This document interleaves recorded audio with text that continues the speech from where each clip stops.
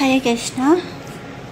पिछली कथा में हमने देखा कि देवकी मैया से कंस माफ़ी मांगता है और देवकी मैया तुरंत उन्हें माफ़ भी कर देती है, क्योंकि उन्होंने कृष्ण के भगवान के दर्शन किया और कृष्ण भगवान के दर्शन करने के बाद इंसान के मन में कोई दुख और क्लेश नहीं रह जाता।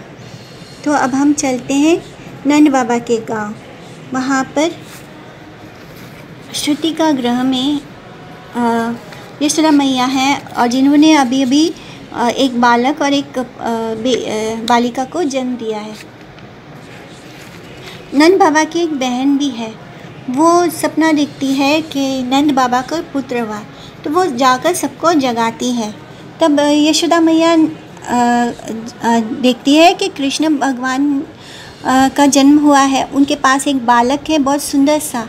जब यशोदा मैया को ये नहीं पता कि ये बालक भगवान है, क्योंकि वो माधुर्य कृष्ण की माता है। वो देखती हैं कि इतना सुंदर बालक है, बिल्कुल नील कमल के समान। उसका वो मक्खन से भी ज़्यादा मुलायम है, इतने मुलायम है कि मैया उसको छूने से भी डरती हैं। और फिर नंद बाबा आते हैं। नंद बाबा को एक गोपी बुला कर ले आती है। तो उस पल नंद बाबा बोलते हैं, इस पल जितने भी दूध दोहन हो रहा है, जितनी भी गायों का दूध दोहन हो रहा है, वो सारी गाय मैं इस गोपी को दान करता हूँ। मतलब उनकी खुशी का कोई ठिकाना ही नहीं है। वो इतने जितने भी गायों का दोहन हो रहा है, वो उन सबको उस एक गोपी को दे देते हैं खुशी के मारे। फिर उस श्रुति का ग्रह में नंद बाबा देखते हैं कि बालक ने कौस्तुभमणि धारण किया है और एक बहुत सुंदर आभा निकल रही है उनसे। उन्होंने कभी इतना सुंदर बच्चा देखा ही नहीं अपने जीवन में, या तो उन्होंने क्या, किसी ने भी नहीं देखा। फिर वो उत्सव का ऐलान करते हैं और फिर 7 पर्वत बनाते हैं धान्य का, और उसके शिखर पर वो रत्नों का भार रख देते हैं। और फिर वो हाथी, बैल, गाय और जितने भी दूध देने वाली गाय, ये सब दान करना शुरू करते हैं। और इतना देते हैं कि देवी देवता भी आकर उस लाइन में लग जाते हैं। उनके ऐश्वर्य इतना ज़्यादा है कि देवी देवता भी उनके सामने छोटे लगने लगते हैं। तो वहाँ से शंकर भगवान और पार्वती देवी भी कृष्णा के दर्शन के लिए आते हैं। तो वो भी उस लाइन में होते हैं। तब वो देखती है, पार्वती देवी इतना डर जाती है। वो सोचती है, ये तो इतने सारे हाथियों को दान दे रहा है, कहीं मेरे गणेश जी को भी ना दे दे। तो वो जल्दी से उसे उठाकर अपने गोद में ले लेती है।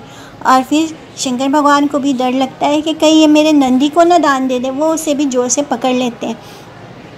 फिर जो ब्राह्मण दान ले रहे हैं, उन्हें भी जैसे इन्फेक्शन जैसे फैलता है ना वायरस का, उस तरह नंद बाबा का इन्फेक्शन वहाँ भी ब्राह्मणों को भी हर किसी को फैल रहा था।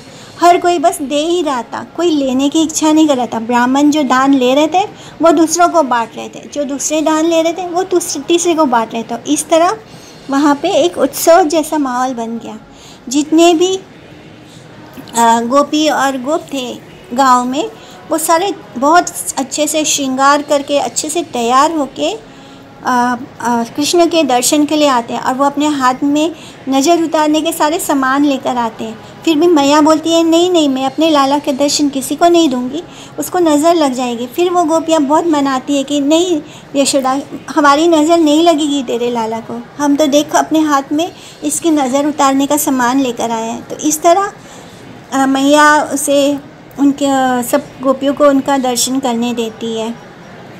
ब्रज में एक प्रथा है, वो कृष्ण से मांगते नहीं हैं, कृष्ण को देते हैं। फिर उत्सव का माहौल हर जगह क्रिएट हो जाता है। सब एक दूसरे पर दही फेंक रहे हैं, दूध फेंक रहे हैं, माखन का गोला लेकर एक दूसरे को फेंक रहे हैं। ऐसे लग रहा है सब के सब नहा रहे हैं माखन और दूध और दही से। और पूरा आंगन ऐसे लगता है जैसे क्षीर सागर बन गया हो। तो भगवान के आने की खुशी में क्षीर सागर भी वहाँ प्रकट हो जाते हैं। फिर सब कहते हैं नंद बाबा को कि अब आप नाचो। सारे गोप वाले नंद बाबा का खूब अच्छे से श्रृंगार करते हैं और बोलते हैं कि चलो अब आप नाचिए।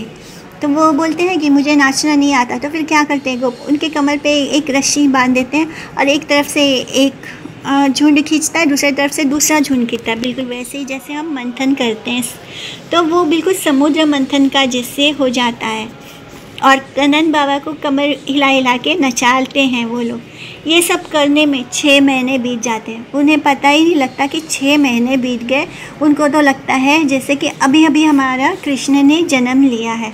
उनको एक पल 6 महीने बीत जाने मतलब इतना लंबा समय भी एक पल समान प्रतीत होता है। इस तरह वो बिल्कुल आनंद में डूबे हुए थे, जैसे नंद घर आनंद भयो, जय हो नंदलाल की। इस तरह कृष्ण भगवान का जन्म होता है। हरे कृष्णा। वांछा कल्पतरुभ्यश्च कृपा सिंधुभ्येव च पतितानां पावनेभ्यो वैष्णवेभ्यो नमो नमः। हरे कृष्णा।